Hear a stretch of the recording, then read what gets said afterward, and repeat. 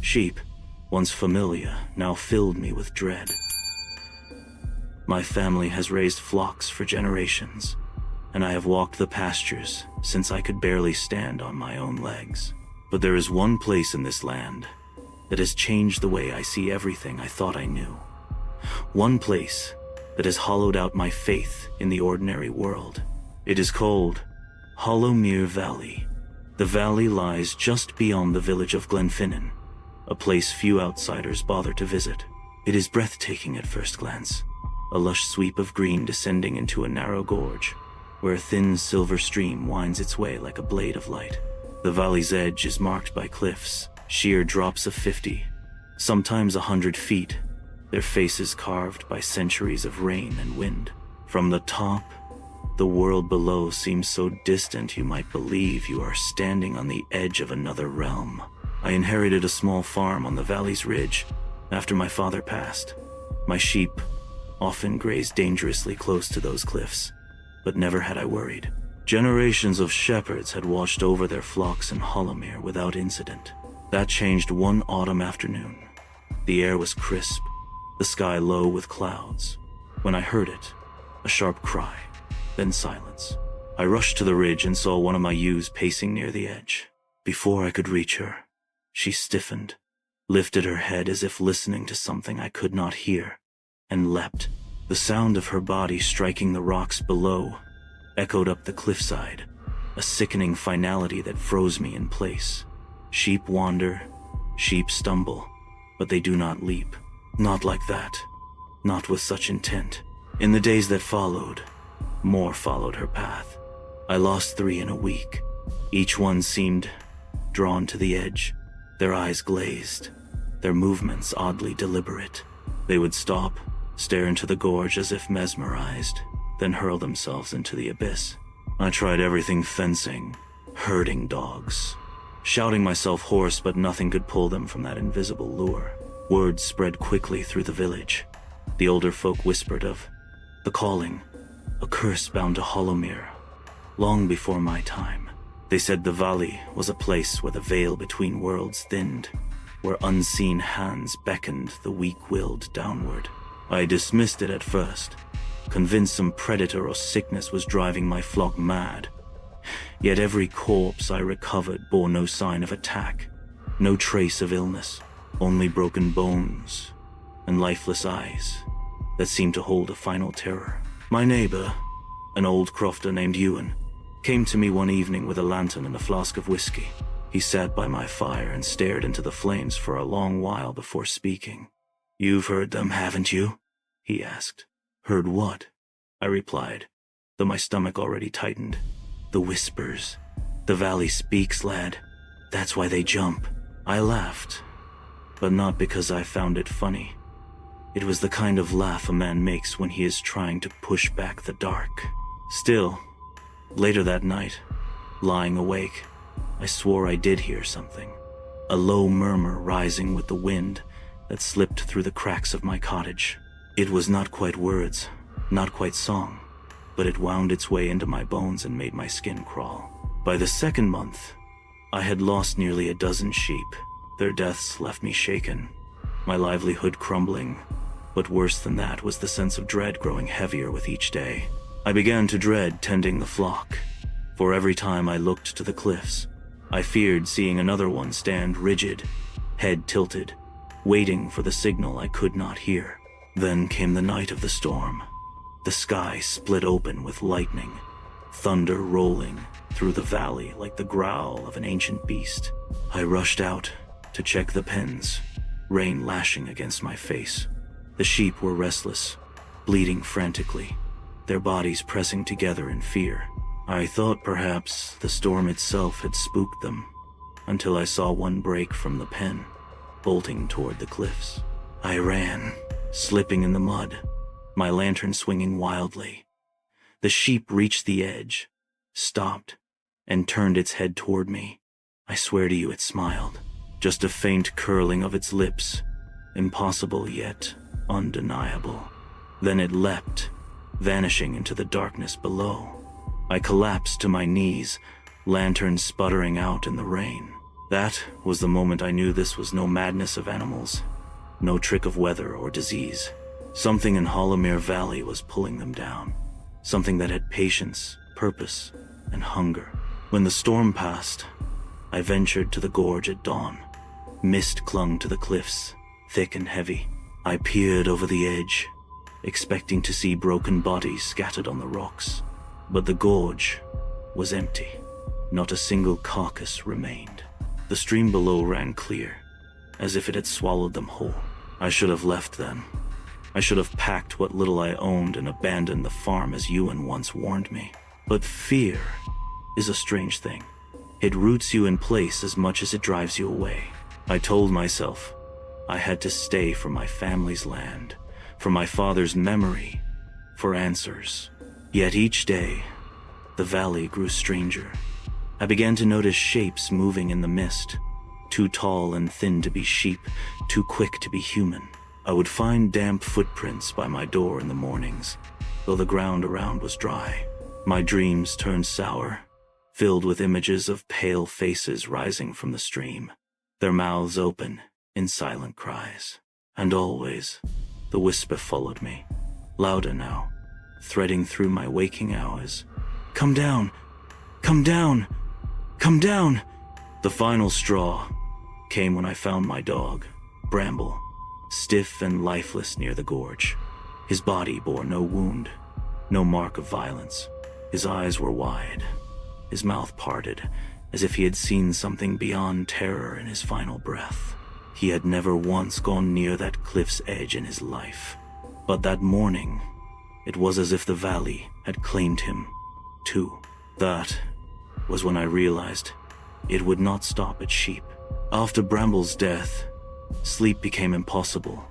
Every time I closed my eyes, I saw the valley waiting for me, its mist curling like fingers, its whisper calling louder. I told myself to leave, but when I tried to pack my bags, my hand shook too violently to tie a knot, to close a latch.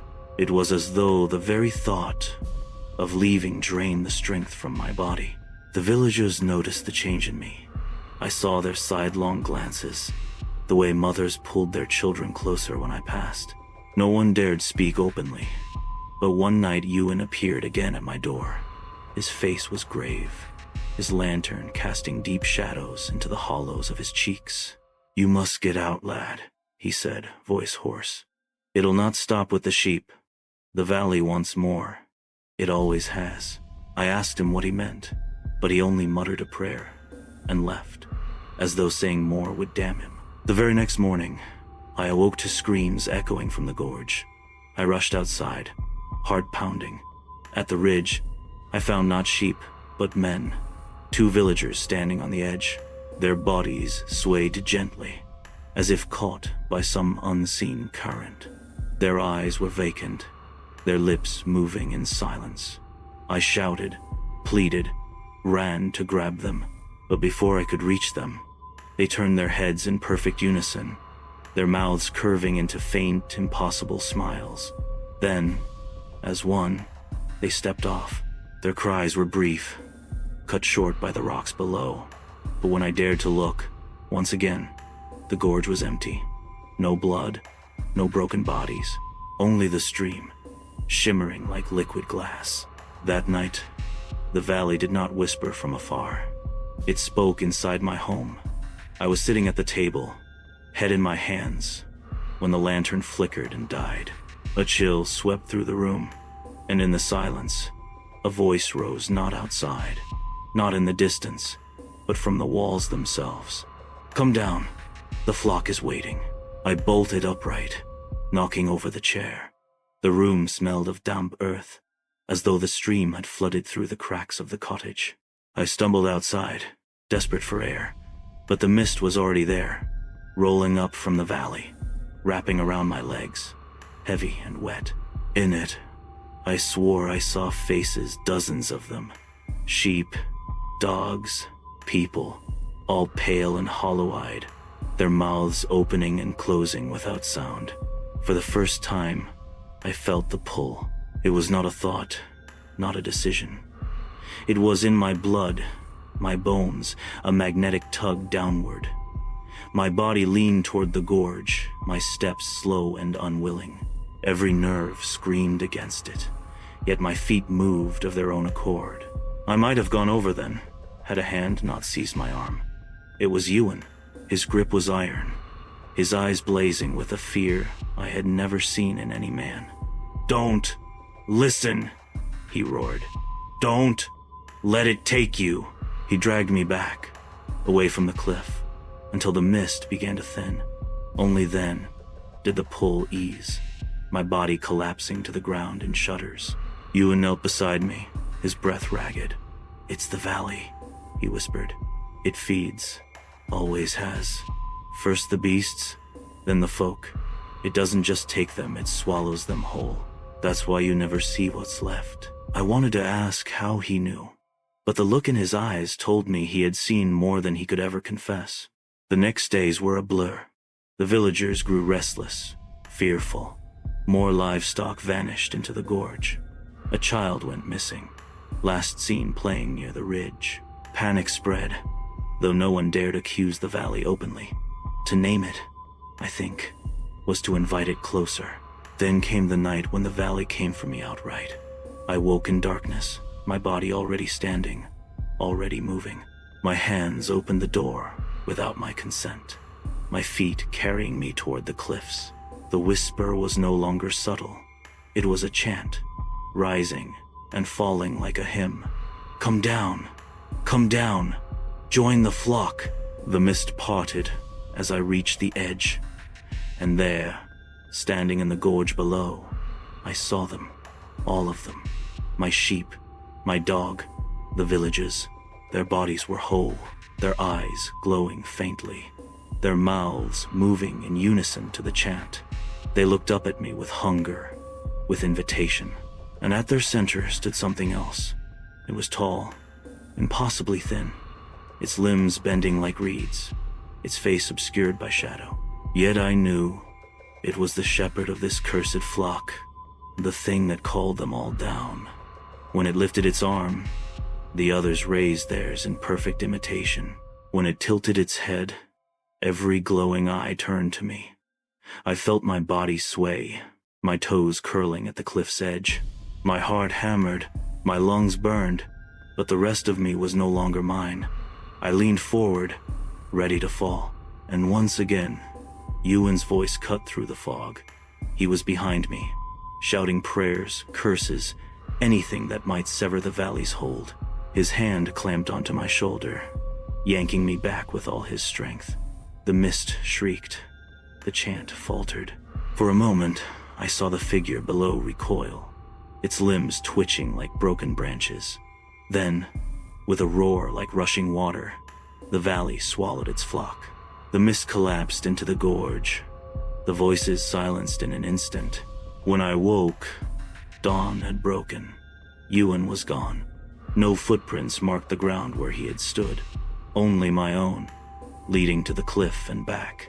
The villagers found me wandering the fields that morning, muttering about sheep and whispers. They told me Ewan had died years ago, his body lost to the gorge. I live far from Glenfinnan now, but the valley follows me in dreams. I hear the bleating of sheep at night, sharp cries cut short by silence. Sometimes, when I pass a stream, I see ripples, though no wind stirs it, and in those ripples, faint glowing eyes staring back. I know Hollowmere Valley is still out there, waiting, and I know one day I will answer its call. I've often wondered if my life would have been different had I never met Clara. Perhaps I would have grown into a more ordinary man, with ordinary scars and ordinary regrets. But Clara was never ordinary. She walked into my life like a shadow draped in sunlight, beautiful in a way that unsettled people, intelligent in a way that intimidated them, and silent in a way that devoured me. We met when I was 9 years old.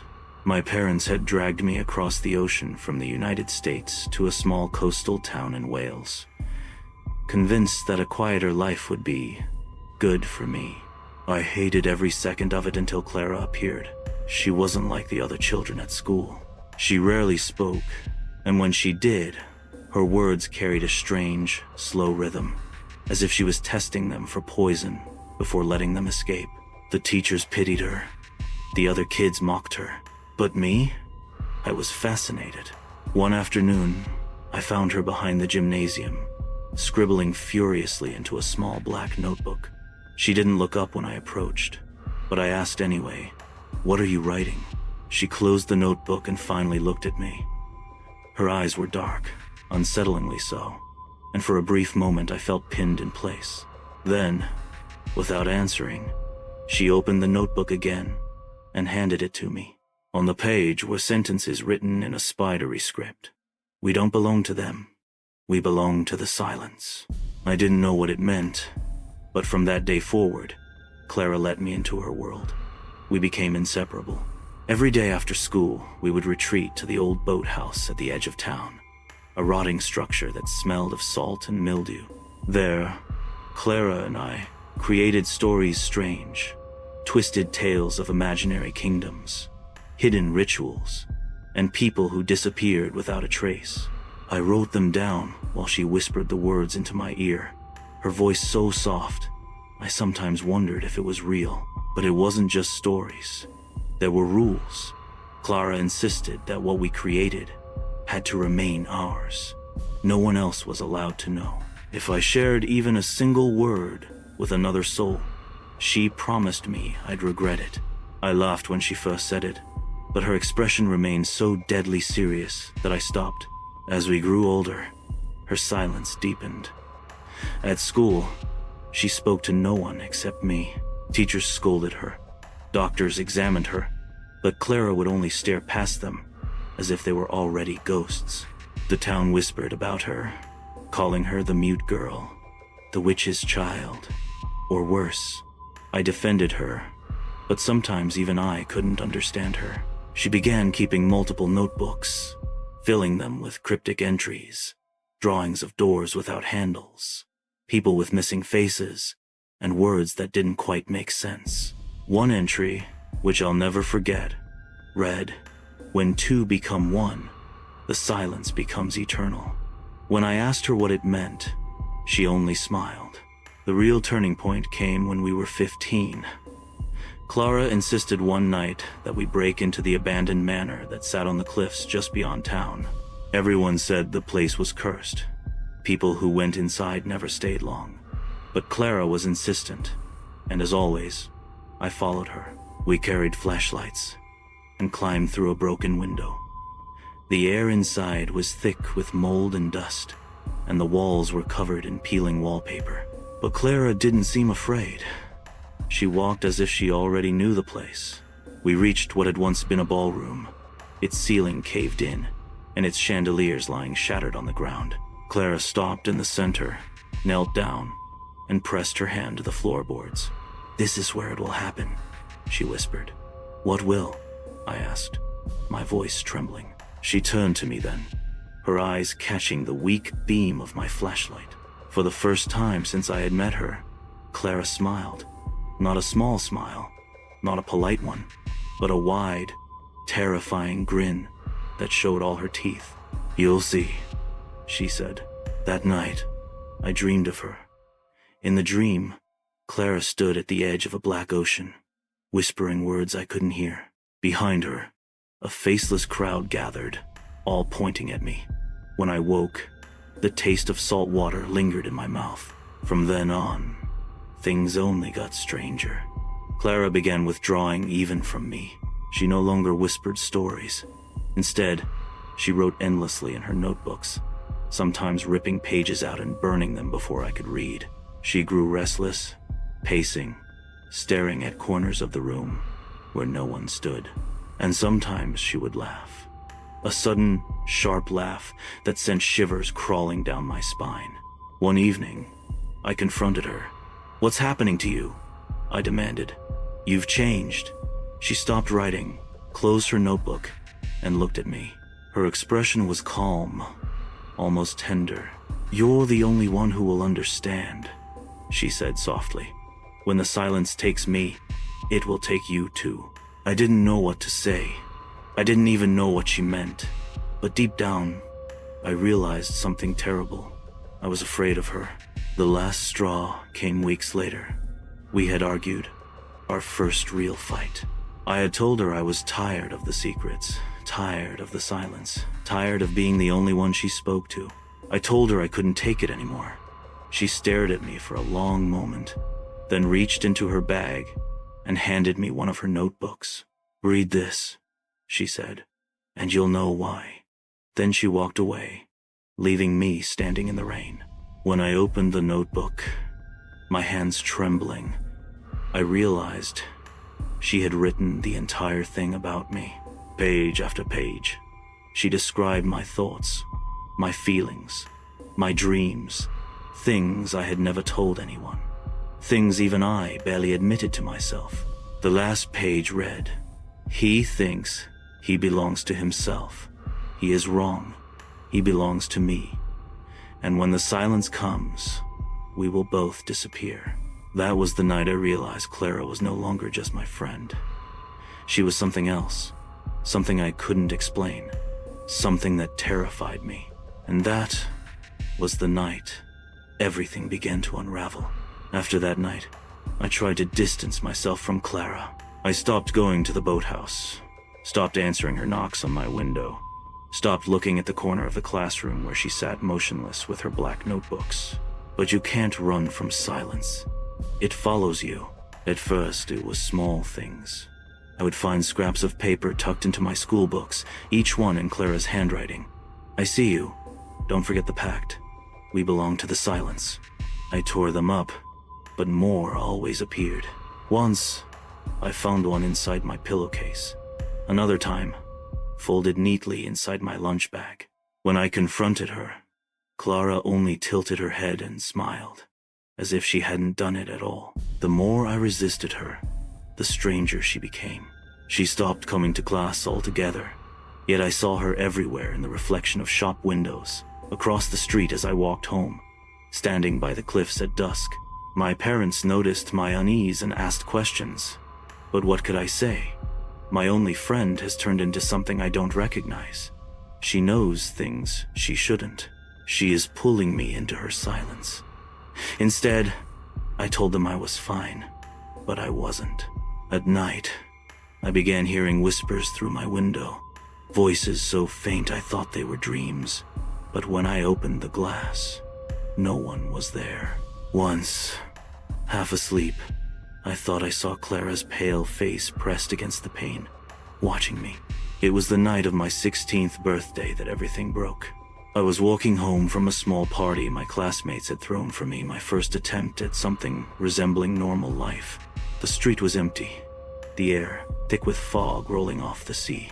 When I reached my gate, I saw a notebook sitting on the doorstep. I knew whose it was. I should have left it there. I should have burned it. But curiosity, fear drew me in. I picked it up, opened it, and felt the world tilt beneath me. Every page was filled with my birthday, written again and again. Tonight, tonight, tonight. The last page had a single sentence scrawled across it. "You cannot leave me. Come to the manor." I don't know why I went. Maybe I wanted answers. Maybe I was too afraid not to. The manor loomed in the fog, its shattered windows like black eyes. As I stepped inside, the boards groaned beneath my weight. I found her in the same ballroom, where she had once pressed her hand to the floor. She was kneeling in the center, surrounded by torn pages of her notebooks, each one covered in ink like blood. "You came," she whispered, her voice trembling with something between triumph and relief. "Clara," I said, my throat dry. "This has to stop. You're scaring me." Her eyes glistened in the dim light. "Don't you understand? We don't belong to them. Not to this town. Not to your parents. Not to anyone. Only to the silence. And the silence wants us now." I took a step back. "You need help." Her expression hardened. "No, you need to remember the pact." Before I could answer, she began to speak in a low, rapid murmur, words I didn't recognize. Her voice rose and fell like waves, echoing unnaturally against the broken walls. My flashlight flickered, and for a moment, I swear the shadows around her moved. I felt a pressure in my chest, a suffocating stillness pressing in on all sides. The air seemed to thicken. My ears rang, and in the ringing, I heard her voice not outside, but inside me. We belong to the silence, and the silence is forever. I screamed at her to stop, but the sound died in my throat. My legs buckled, and I dropped to the floor. The last thing I remember before everything went black was Clara's face, her mouth open in a soundless scream. Her eyes locked on mine, wide with ecstasy and terror all at once. When I woke, the sun was rising through the shattered windows. The torn pages were gone. Clara was gone. I staggered home, convinced it had been a nightmare. But when I opened my bedroom door, I froze. Her notebook lay on my desk. The first page now contained only one sentence, written over and over in her familiar script. "We are one now. You can never leave." Weeks passed. The town whispered of Clara's disappearance. Police questioned me, but I told them I hadn't seen her in months. They believed me barely. Her parents left town not long after, unable to bear the stares. Life tried to go on, but I knew better. Because the silence never left me. At school, I would catch myself writing in her spidery handwriting, words I didn't understand. At night, I dreamed of the black ocean again, Clara standing at its edge, waiting. Sometimes I woke with ink on my fingers, though I hadn't touched a pen. And the laughter, the sudden, sharp laughter that used to come from her, it now comes from me. I'm older now, but the pact has not loosened. Some nights, when the world grows unbearably still, I feel her beside me. Her breath brushes my ear, and she whispers the words that bound us long ago. When two become one, the silence becomes eternal. And in those moments, I almost believe that she never left, that she's still here, that she always will be, because Clara was right. You don't escape the silence escapes with you. I never thought I would see something like this. It started subtly at first, small noises under the floorboards, scratching and scuttling that I assumed were just ordinary rats. But the sounds became more deliberate, more organized, as if something larger, something intelligent, was moving beneath my apartment. At first, I told myself I was imagining things. Rats are common in old buildings, after all. But then the first scream shattered that illusion. It was a neighbor, a man I'd seen only in passing, yelling in sheer terror. The sound was high-pitched, panicked and horrifying. I rushed out into the hallway, but when I reached his apartment, it was silent. The door was ajar, and the floor inside was slick with dark stains. There were no signs of struggle, no clues to how he had vanished, but the faint metallic tang in the air made my stomach churn. Something had happened down there, something unnatural. The next night, the noises grew louder. Hundreds of tiny feet scuttling across the floor, walls, and ceiling. I could hear them moving in unison, almost rhythmically, like a marching army.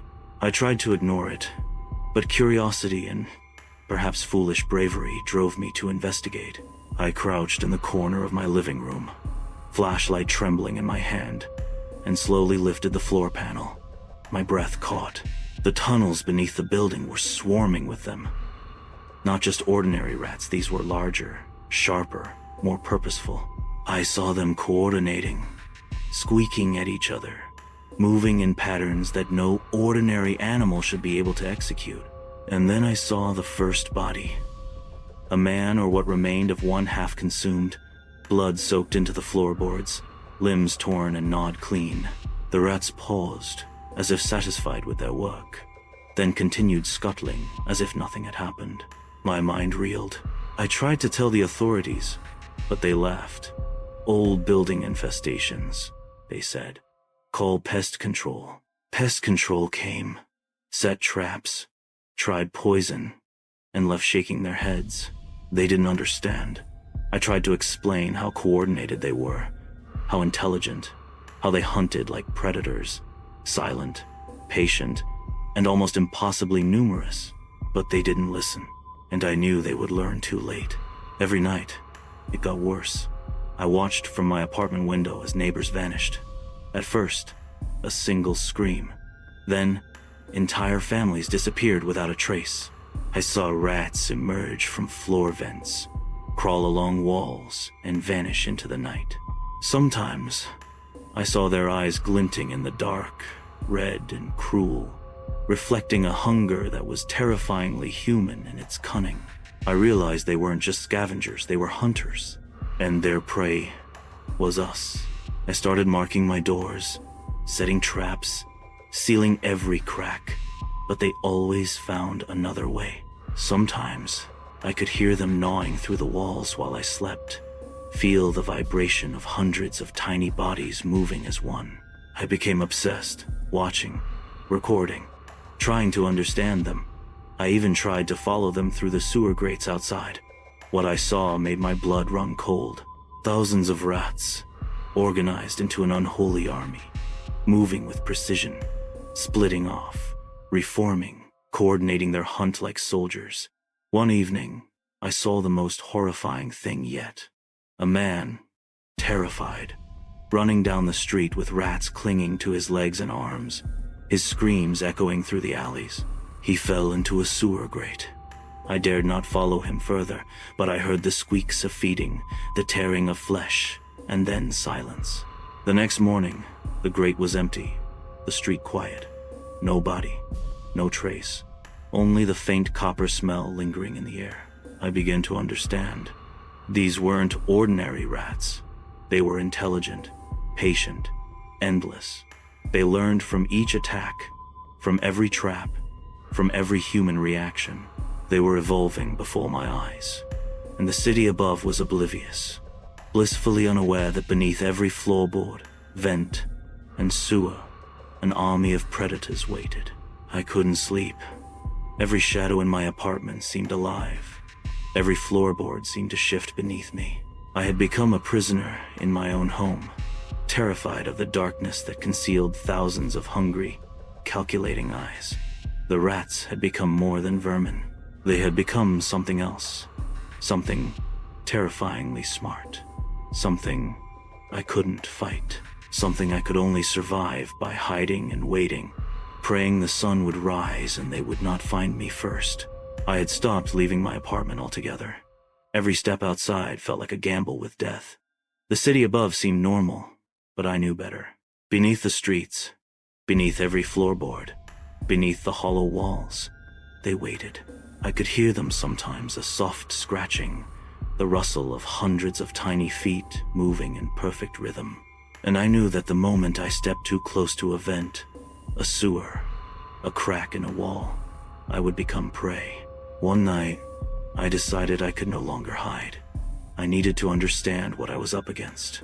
I left my apartment quietly, a flashlight in hand, moving along alleys and deserted streets. The smell hit me first, metallic, coppery, thick with the odor of fear and blood. My pulse raced, and then I saw them, hundreds, maybe thousands, moving like a tide, scuttling along the edges of the buildings, emerging from the shadows. Their eyes glowed red in the faint light. Their teeth glinted. They were organized, coordinated, intelligent, and they were hunting. I froze. I saw a man stumble from a nearby building, screaming as dozens of rats leapt onto his legs, dragging him down into the shadows. I could hear the tearing, the squeaks, the frantic cries, and then silence. The street was empty once more. I couldn't move. I couldn't scream. I could only watch as the predators receded back into the shadows, leaving nothing behind but the echo of terror. The next days were worse. Every neighbor disappeared in the night. I saw rats crawling into apartments, chewing through doors, squeezing into vents. Sometimes, I caught glimpses of them at the edge of my vision, too fast, too coordinated, moving with an intelligence that no animal should possess. I tried to barricade myself, to seal every crack, but they always found another way. They had patience beyond anything I could imagine, and I realized, in a cold, sinking certainty, that they were planning, observing, and learning from me as much as I was learning from them. I attempted to flee the city once. I thought I could escape to the outskirts, to the highways, to safety. But even outside, they followed. I saw them emerge from the sewers beneath the streets, from the alleys, from the dark corners of abandoned buildings. They were relentless. Every step I took, I could hear the faint rustling of hundreds of feet behind me, their tiny claws tapping in rhythm with my own heartbeat. I ran until my lungs burned, until my legs gave out, but the sounds never stopped. They were endless. I witnessed things that no one would believe. Families ripped apart in minutes. Individuals dragged into the shadows, screams filling the night, then silence. The city became a ghost town after dark. I watched from a distance as a group of rats surrounded a man hiding in a corner, working together to isolate and capture him, chewing and tearing with terrifying efficiency. And when it was over, they disappeared into the sewers, leaving only the faint copper scent of what had been. I have come to realize that these are not ordinary rats. They are a collective intelligence, evolving with each hunt. They learn from traps, from humans' reactions, from every scream. They are patient, coordinated, and unstoppable. The city above is oblivious. The humans cling to their illusions of safety, locking doors and lighting lamps, unaware that beneath them lies an army that will not stop until it has consumed every living thing.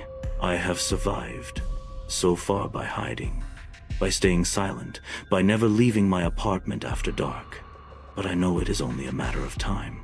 They are everywhere beneath the streets, within the walls, even in the floors beneath my feet. Every night, I hear them moving, planning, waiting, and I understand now that humans are no longer the hunters. We are prey. I write this now, in the hope that someone, somewhere, might read it and believe. I cannot stay silent. I cannot warn anyone directly.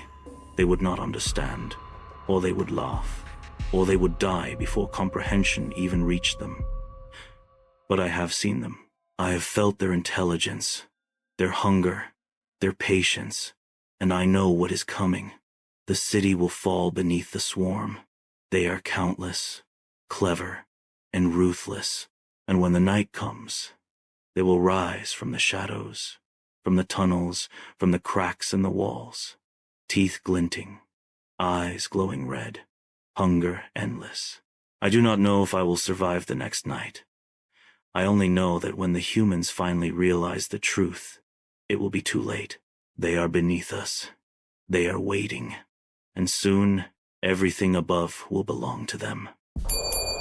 I first heard about the expedition in the winter of 1984, though the events themselves had occurred years earlier, in a remote mountain range in northern Scandinavia. Everyone in the mountaineering community spoke of it in hushed tones, as if saying the names aloud too clearly would summon something. They called it the Frosted Peaks Incident, but few details ever emerged. What I do know, I learned from old letters, reports, and the shaky memories of those who had been close enough to the story to whisper it. The trio was unusual for a mountain expedition. Marcus and Daniel, experienced climbers in their mid-20s, and Elena, a bold and determined woman known for scaling routes few men dared attempt. They had been planning a winter ascent of Mount Kjalve, a peak notorious for sudden storms, icy cliffs, and treacherous crevasses. Locals said the mountain had claimed lives before, but the three were confident, even arrogant. I remember hearing from Lars, a park ranger who had met Marcus once, that the three had departed under perfect weather. The snow was crisp, the sky pale blue, the kind of calm that seems almost like a trap. They were too eager, Lars said, shaking his head, too sure the mountain would bend to them. They set off on the 12th of January. Their plan was simple: ascend the northern ridge, camp midway, then push to the summit. They were carrying advanced gear, radios, enough supplies for a week. But as the days passed, odd things began to surface in the reports Lars received and the letters Elena had sent to her family.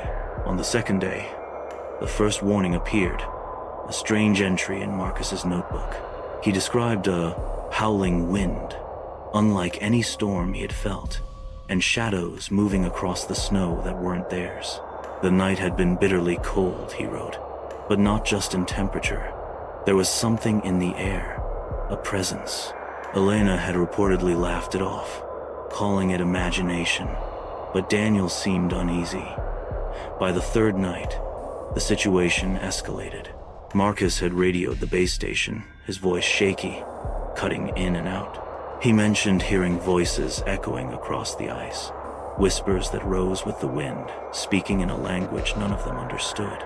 Daniel, according to the transmission, refused to go outside after dusk. Elena tried to calm them both, insisting the mountain played tricks with sound, that it carried the faintest noise for miles, magnifying it in the hollowed valleys. Yet, the next morning, what they found froze the hearts of anyone who read about it later.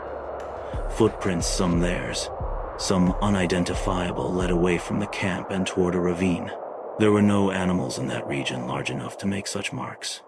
The tracks appeared to begin, then vanish, as if swallowed by the snow. Marcus wrote that Elena insisted on following them, a decision that would haunt the investigators who later examined the site. The letters ended abruptly after the fourth day. No further transmissions came through. When a search party was sent, what they found was disturbing. Their camp had been abandoned, tents ripped open from the inside, personal items scattered. The snow surrounding the site showed signs of a struggle, scattered footprints leading off into the storm, then disappearing entirely. From the accounts I've collected, the search party followed the trails uphill toward a ridge. They found the first body several hundred meters from the camp. Daniel, frozen, eyes wide in terror, his face contorted as if he had witnessed something unspeakable. His hands were clutching the snow, and his clothing was torn, as if he had clawed at something unseen. Marcus and Elena were found later, farther up the mountain, partially buried by an avalanche that had apparently occurred after they went missing. Elena's expression, according to the report, was serene but unnervingly so, like someone in a trance. Marcus's notebook had been recovered nearby, pages blank except for the last line. They are here. They are waiting. The snow, it remembers. I asked Lars why he thought this happened. He hesitated, then whispered, "The mountain has its own will. Those who enter unprepared, who do not respect it, it tests them. Sometimes it takes them entirely, and it keeps their fear, their screams, echoing forever." I remember shivering when he said that. I had never been there, never touched that ice, or seen those cliffs in person, but just hearing the story made me feel cold. Something about the way the snow had remembered their presence haunted me. Some nights, I imagine I can hear faint screams drifting through the wind, faint voices calling my name, just like Marcus described. By the time the official report was filed, most of the details had been sanitized: weather conditions, accidental deaths, exposure. But among mountaineers, the Frosted Peaks incident became legend, a warning whispered at base camps and lodges across the country. No one who ventures there after January dares to climb alone, and few speak of the voices, the shadows, the footprints that vanish in the snow. And yet, for those who truly listen, the mountain tells its story. The wind carries it, the snow records it, and the frozen peaks remember. The story doesn't end there. There were strange details the authorities never explained. Small things an ice axe found miles from the trail, inexplicable tracks on steep walls, and traces of footprints that seemed too large or too small to belong to any of the climbers. These anomalies suggest the mountain was more than a landscape. It was alive, aware, and unforgiving. I've always wondered what Marcus, Daniel, and Elena saw in their final moments. The words they left, the expressions on their faces, the footprints that vanished. Some things, I think, are not meant to be known by the living. The mountain keeps its secrets, and it whispers them only at night, to those who dare approach too closely. I first heard of the search party's findings in fragments, over cold coffee in the lodge where mountaineers gathered to share stories. By the time the investigators reached the upper ridges of Mount Calve, the storm had turned the peaks into a frozen labyrinth. They found Elena first. She was lying on a narrow ledge, eyes open, staring at the sky as if it held some answer. Her gloves were missing, her boots twisted oddly, but her expression was calm, eerily calm. Marcus was discovered further up, halfway to the summit. His body bore strange scratches, almost ritualistic, and his face seemed frozen in disbelief and terror. Daniel, the first to be found, had obvious signs of struggle, but what he had struggled against, no one could determine.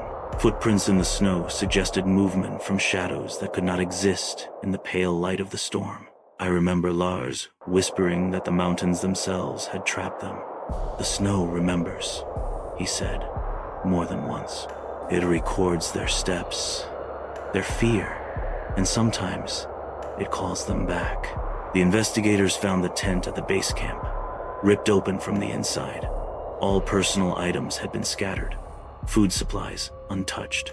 Radios malfunctioned as if something had blocked the signals.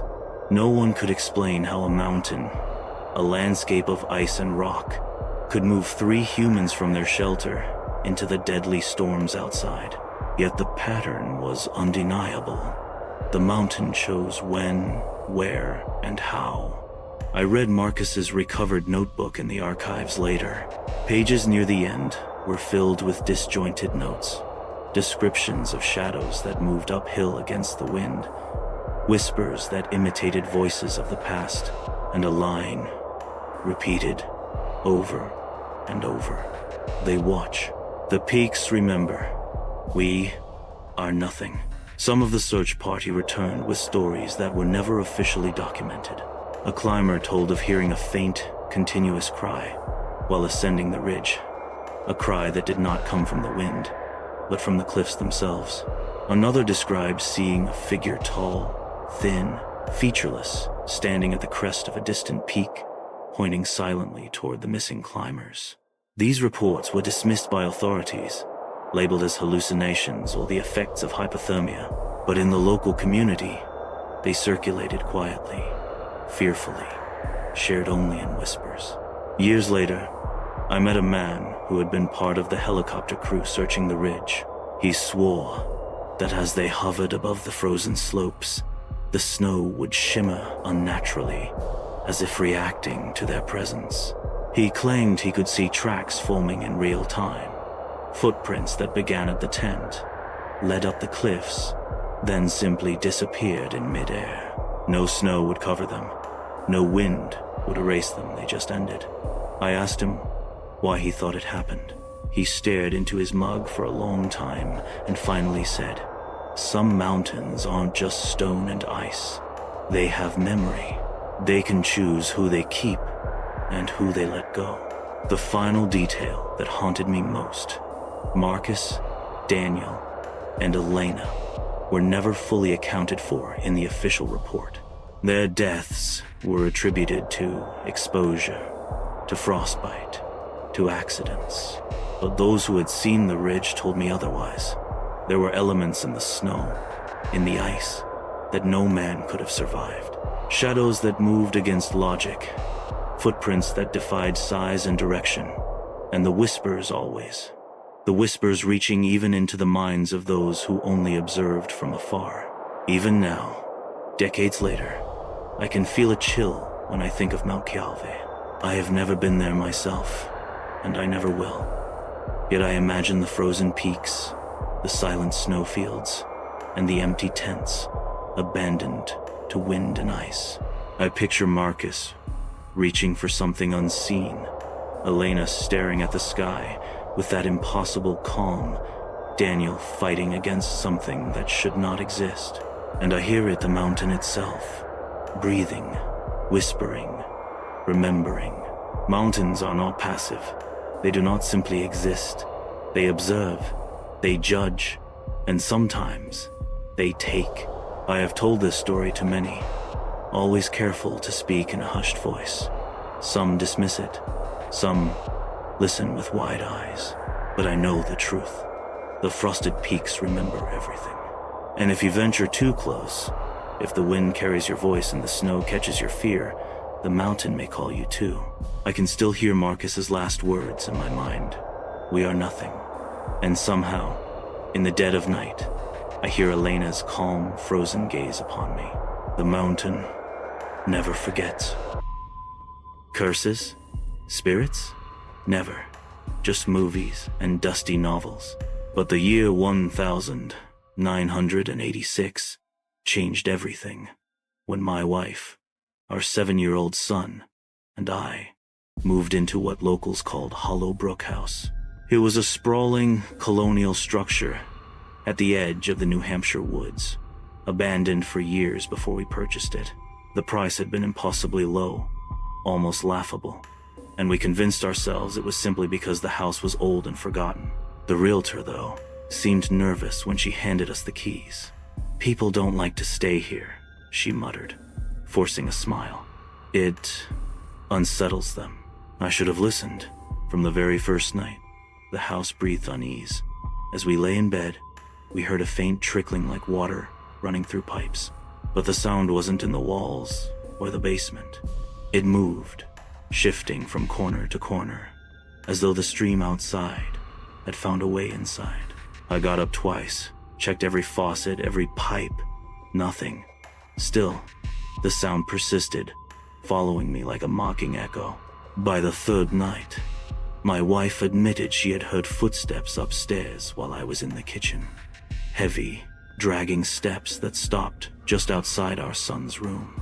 When I insisted it must be the wood settling, she gave me a look that said even she didn't believe my words. Our son began speaking of the pale man. He said the man stood in the corner of his bedroom and whispered to him. We tried to brush it off as imagination, but he would wake screaming, drenched in sweat, pointing at empty corners. Sometimes, he whispered back to someone we couldn't see, lips moving in the dark. One evening, I came home to find muddy footprints across the kitchen floor. They led from the back door to the base of the stairs and stopped there. The back door had been locked. Outside, the ground was dry. No mud, no rain. The house was already wearing us down. My wife grew distant, spending hours staring through the window at the forest, her lips moving as if in prayer. She had never been religious before. I began to dream of water, black water, flooding the house, rushing through the halls, dragging me under. I'd wake coughing, my throat raw, my chest aching as if I had drowned in my sleep. One night, we woke to our son's cries. His window was wide open, though we had locked it before bed. He sobbed that the pale man was angry. I demanded, "Angry about what?" But he only buried his face against me and shook. Then the walls began to knock, soft at first like branches tapping glass, but soon louder, deliberate, from inside. At times I swore I could hear a woman crying, her voice bleeding from the beams themselves.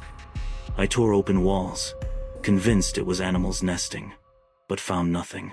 Only the smell of damp earth, as if the woods had begun to rot within our home. Small piles of river stones began to appear in the corners of rooms. I'd sweep them away, but by morning, they'd be back. Always wet, always cold. And then, the night of the screams. It was close to midnight when we heard it. A woman wailing in the forest. My wife and I bolted outside, hearts pounding. But the cries weren't in the woods. They shifted, rising from inside the house we had just left. We ran back in, searching frantically. The cries swelled, echoing through the walls, until our son screamed upstairs. I found him standing on his bed, pointing at the corner, his voice breaking. "He's here! He's here!" The corner was empty. The next morning, Desperate for answers, I went into town. At the diner, locals avoided me when I mentioned the property. Finally, an old man leaned across the counter. His voice was low, his eyes heavy. "They drowned," he said. "Long before your house was built. A whole family swept away in the brook after a sudden flood. The bodies were never found. Folks say their souls never left." I wanted to laugh, to dismiss it as folklore, but the old man's eyes held no humor. He spoke as if he had heard the cries himself. By the time I drove back, I already felt it, the weight of the house pressing down on me. The front door creaked open before I touched it, as if the house knew I was coming. Inside, the air was thick with the smell of river water, damp and metallic. My wife stood in the hallway, pale, lips trembling. "He was here while you were gone," she whispered. I felt him in the walls. That night, the house finally revealed what it wanted. That night, everything changed. The trickling of water grew louder, no longer just a sound in the walls. It was a flood rising within them. The floorboards shivered beneath my feet. The plaster trembled. And still, not a single drop appeared. My wife clutched our son against her chest, rocking him as he cried, whispering over and over, "He doesn't want us here. He doesn't want us here." I tried to stay calm, to remind myself this was only an old house, nothing more. But deep down, I knew Hollow Brook House was alive, and it was angry. Around midnight, the lights flickered out. Darkness swallowed us whole. I fumbled for candles, but the air was damp. The matches refused to catch. That's when the footsteps started. Heavy, deliberate, moving across the upstairs hallway. I grabbed a flashlight and ran to the stairs. The beam caught nothing but shadows, yet the sound of steps continued, closer, slower, until they stopped just at the top. My wife's voice trembled. "He's standing there. Can't you see him?" I couldn't, but my son could. His small hand lifted, pointing straight at the landing, his lips pale as he whispered, "The pale man." Then came the whisper, low, rushing, like water sliding over stones. I didn't understand the words, but my son repeated them, as though translating. His voice was not his own. He says, "It's time to follow the brook." The air grew colder. Frost crept across the windows. Though it was spring, my wife began to shiver violently, her eyes rolling back as if she were drowning on dry land.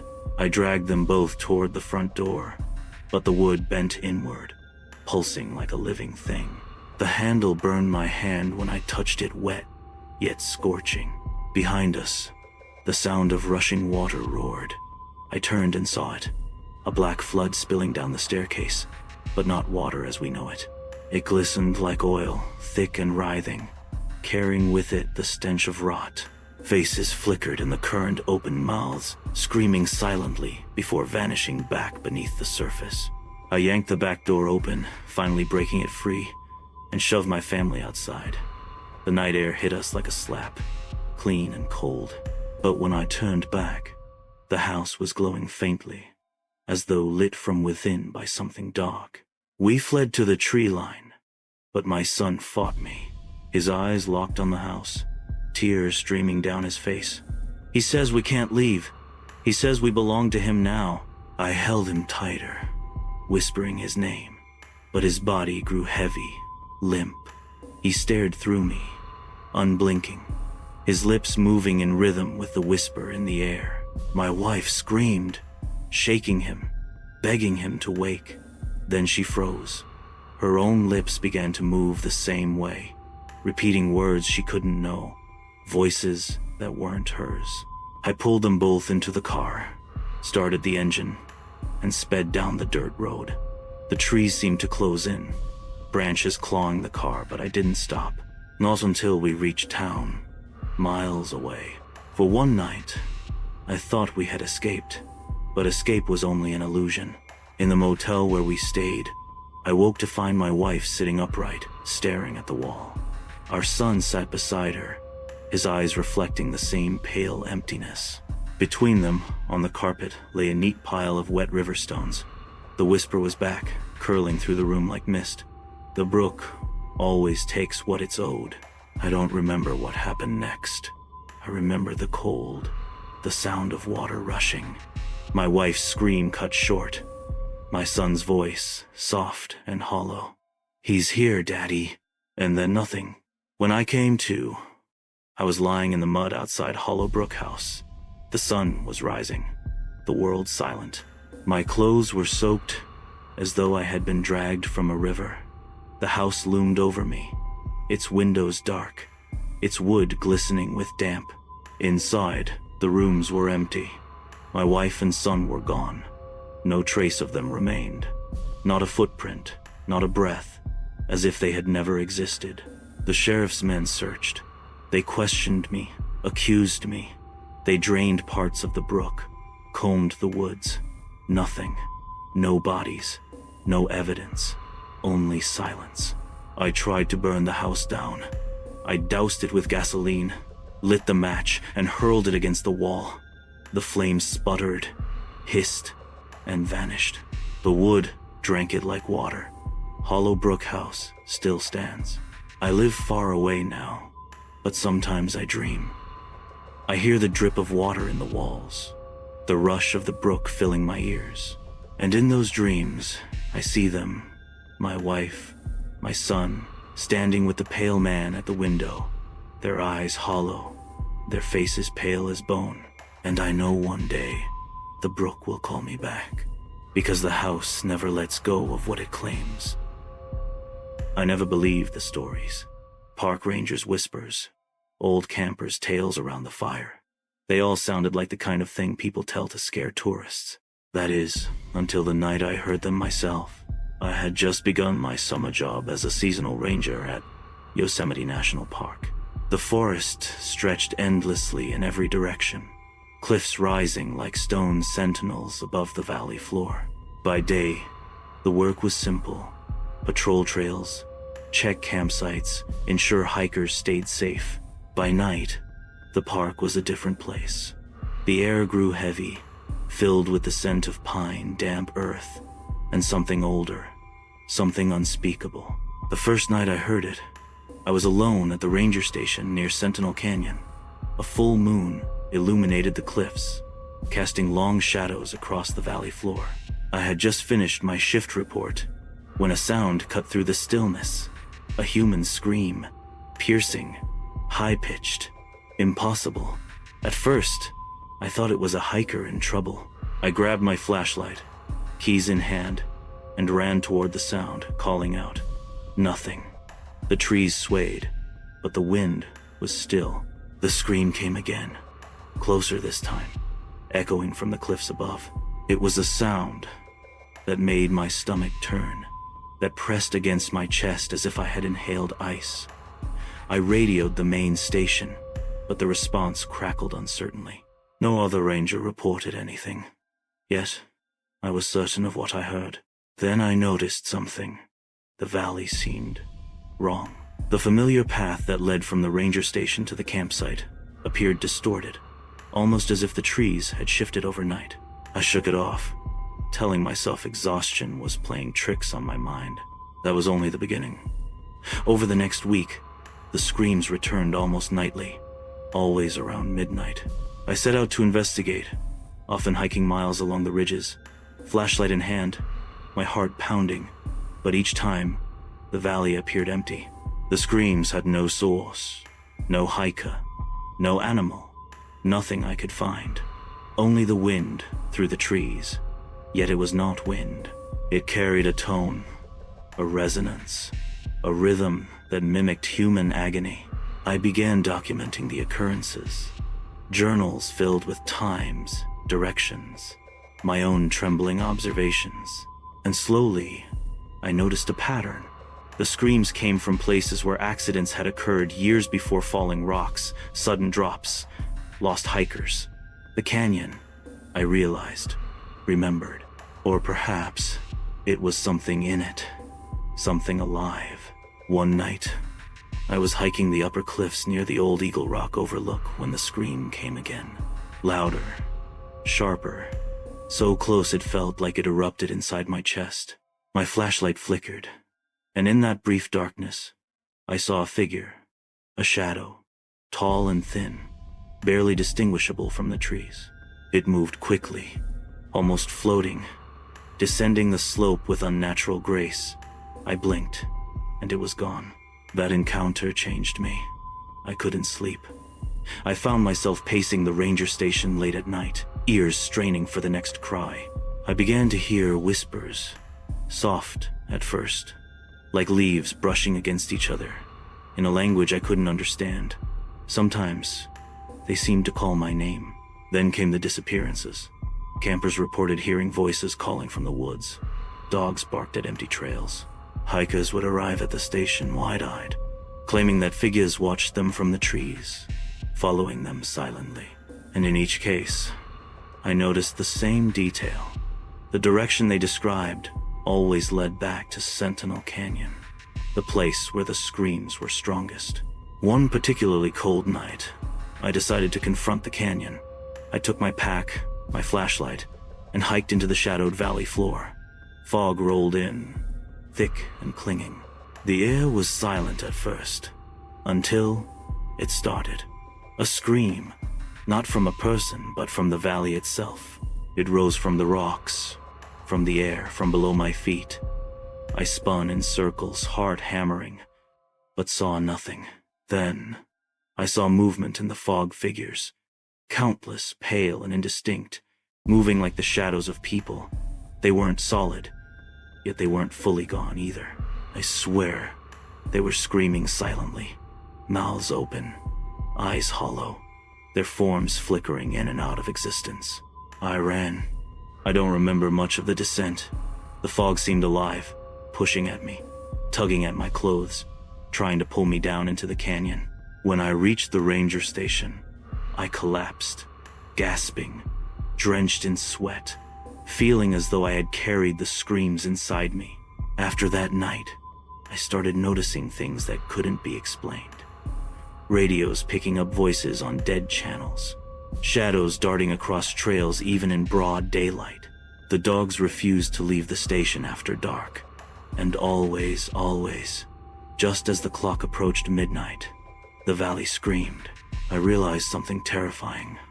This wasn't a one-time haunting. It wasn't a trick of sound or fatigue.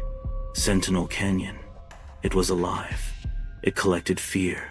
It amplified anguish. And it called to the living. The weeks turned into months. I became obsessed. I couldn't leave. Something about the park held me, and the midnight screams became part of me. They whispered secrets I couldn't understand, memories of past deaths, lost voices from decades ago. And then, one night, I saw it. A figure on the cliff, barely visible in the moonlight. Tall, dark, unnaturally still. Its presence silenced the usual wind, drained the forest of sound, and then it turned its head. Its eyes glowed faintly, and the scream began again, not from the valley this time, but from somewhere deep inside me. I screamed back. I should have run.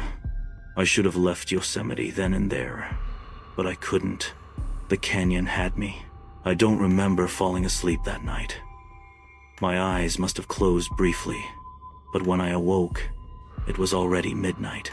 The ranger station was silent, unnaturally so, as though the forest itself had pressed its fingers against the walls and ears.